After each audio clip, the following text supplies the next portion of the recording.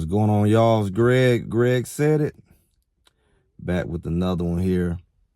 I must say, I knew Mother's Day was going to be kind of tight. We had our Sunday live. Another good live. We talked about the hate on Shador and, just kind of breaking down what Colorado looked like and, kind of what is the situation? What's the deal with it? And I noticed a lot of other people starting to talk about it. We definitely on the same page with that. Like, what's really going on? And I have my theories, so make sure y'all check that out. I'm sure we'll get more into some of this stuff because it's just really getting started. Some haven't got here yet. All the players haven't got there yet. So, we had a good time. And I was supposed to have my inspiration and motivation. And I just, like it was Mother's Day, got caught up. And I said, let me go ahead and do it today. So I do that from time to time. I have to slide it over into Monday. And kind of wanted to talk about something that's kind of in line with what we've been talking about, but a different spin. Our style with inspiration, motivation is like it's a deeper look at things. Because sometimes we think stuff is about sports, and sometimes it's a little deeper, it's a little psychological. It can be even a little spiritual. And when we look at Colorado, there's definitely some deeper stuff going on. I call it the ugly truth. The ugly truth about Colorado. It's some things that we see. It's a hypocrisy. It's a tone. A lot of people, really the whole time, and I can't say just at Colorado, it's just something where some people can get away with certain stuff and some people can't. Or it's not even that you're getting away with it. It's just that people are going to hold you to a different standard. And we see that a lot with Coach Prime. And, of course, it's spilling over to his kids because they're going to catch whatever people can't give or they do give to him. And you see Shador catch fire for just simple stuff, or you look deeper from a hate side of what we call hate, what it is, you don't give him credit for what his credit is due. If he do something great, you kind of like blow it off, gaslight, whatever. And when he do something bad, you amplify it. If he throw a pick, it's like he threw 100 of it, even if he only threw 3. So it's a weird thing because if you was a person really looking for acknowledgement, you're not going to get in that situation. And I see the same with Coach Prime. Coach Prime is a coach that it's almost like people are looking more so for him to mess up. And the good things he do is kind of minimized. If he win a game, bitch can't win the next one. If he lose a game, he lost another one. He always lose. He can't win. And, it's weird because that's not really sports. That's kind of getting into the personal area because you're not treating everybody like that.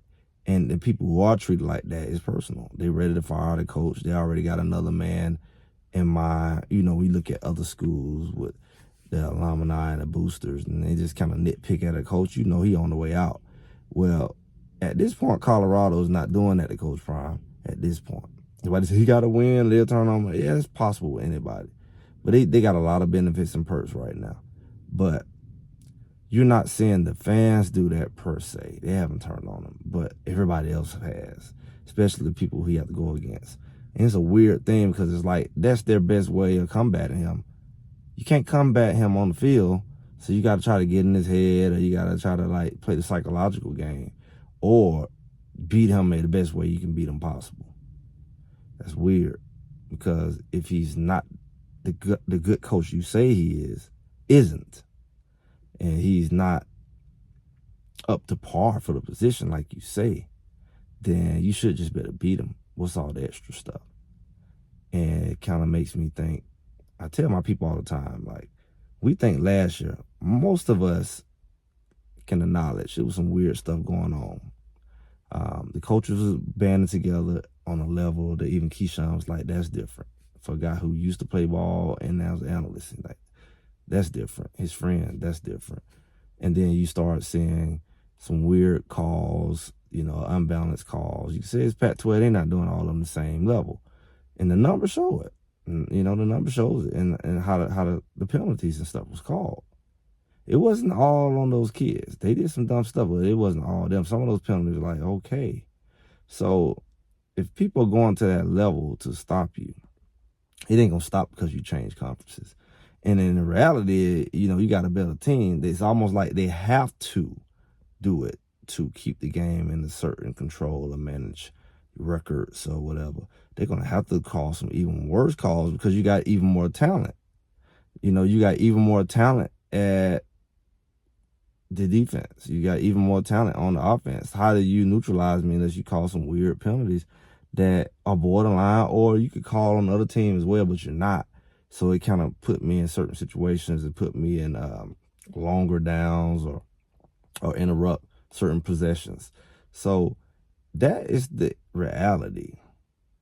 It's not only, hey, I can't get away with what you get away with, but it's also they can get away with stuff on you and nobody really say nothing about it. It's like people buying in on the idea that, whatever people say about you is true. And if they call him arrogant, they call him this, they call him that, they say he's not a good coach. Nobody come and defend you when people mistreat you, out of the norm, because it's almost like they feel you deserve it or they just happy to see you lose. And we see this weird dichotomy in regular life. People had a tendency to team up with other people against people they don't like and throw away all justice or fairness. If you was a real person, whether you like somebody or not, if you stand for truth, you stand for truth. If you stand for what's right, you stand for what's right, even if it's your enemy, because it's bigger than your enemy. That's what I stand for. My enemy, whether they're there or not, I stand for that. So, it's not okay to watch people do something to a person just because you don't like them or somehow you hate them or somehow you make them your enemy. They ain't did nothing to you, you never met them, but somehow you convince yourself, I want to see something bad. I want to see them suffer. But you shouldn't want to see it unjustly unless you're just vicious. Because when the truth start moving around, don't think it's only going to hit them. Matter of fact, it should hit you because you're in agreement with it. It just sets you up where you can't say nothing. Because you was okay for it to happen to who you didn't like. But now you want to say it's not okay when it happened to who you like. Or you say it's okay for the referees to cheat against Coach Prime, but doggone it, they cheat my team. I'm tearing everything up. And that's why you got to always stand for the truth. That's why you always got to be real. You can't let stupidity get in the way, because your own stupidity is going to allow that same thing to work against you. This ain't going to always be on your side. It's just right now.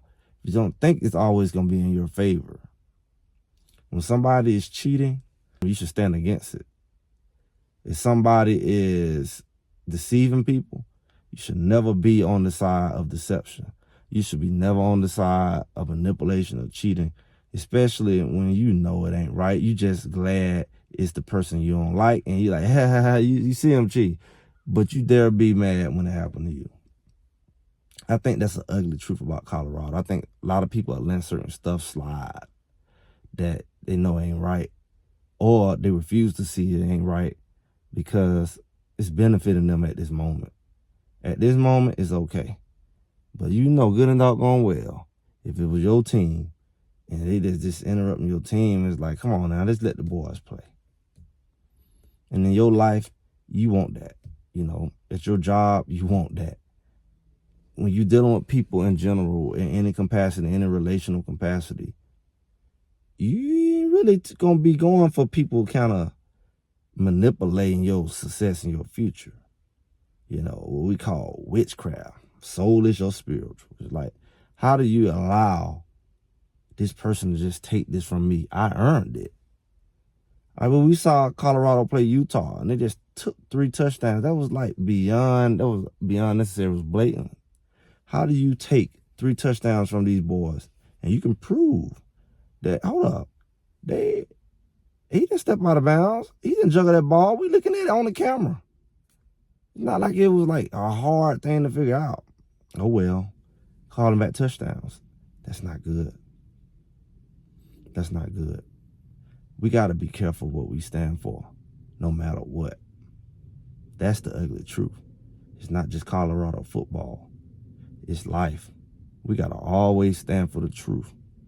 You're never going to know when you need the truth on your side. You don't ever decide with a lie. Don't be foolish. You got to be smart enough and mature enough. You ain't a child. I don't make videos for kids. You don't ever stand for a lie because you think it benefits you.